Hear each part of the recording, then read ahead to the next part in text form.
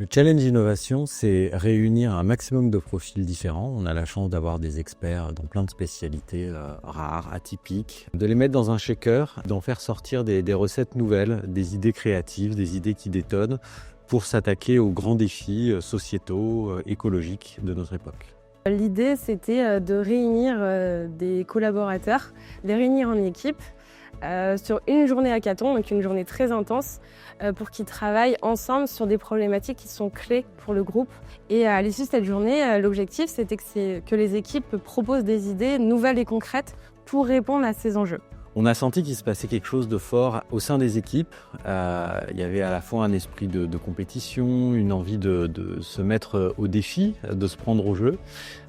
Et on a eu envie de raconter cette histoire pour pouvoir la partager, pour pouvoir la valoriser et puis en garder un témoignage. C'était important pour nous de retracer tous les temps forts de cette journée pour montrer aux collègues que c'est possible pour chacun de se mettre dans la peau d'un innovateur. Et évidemment, c'était aussi nécessaire pour nous de le montrer en externe pour valoriser ce beau projet et le travail de nos 60 collaborateurs. Donc on s'est réunis avec Alan, on a vraiment travaillé en binôme pour créer un storyboard très complet.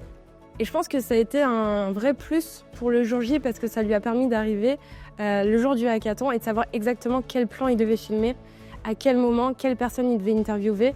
Et ça a grandement facilité le travail et la bonne mise en œuvre au final.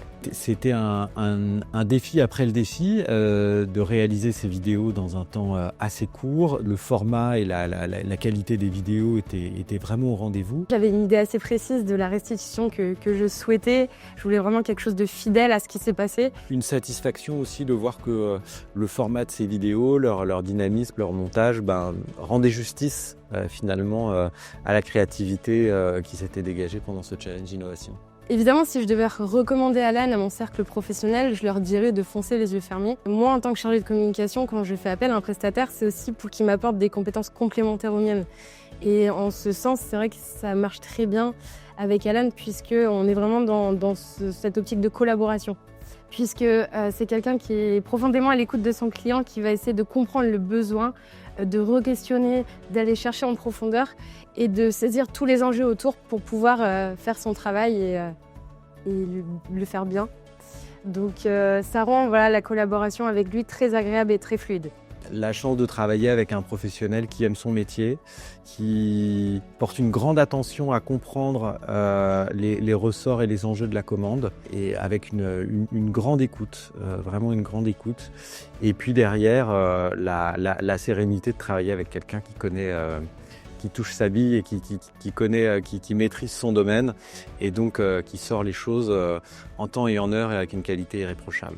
On nous demande régulièrement, alors quand est-ce que vous organisez un challenge innovation? Très vraisemblablement qu'on aura une nouvelle édition d'un challenge innovation, peut-être à l'horizon de 2026.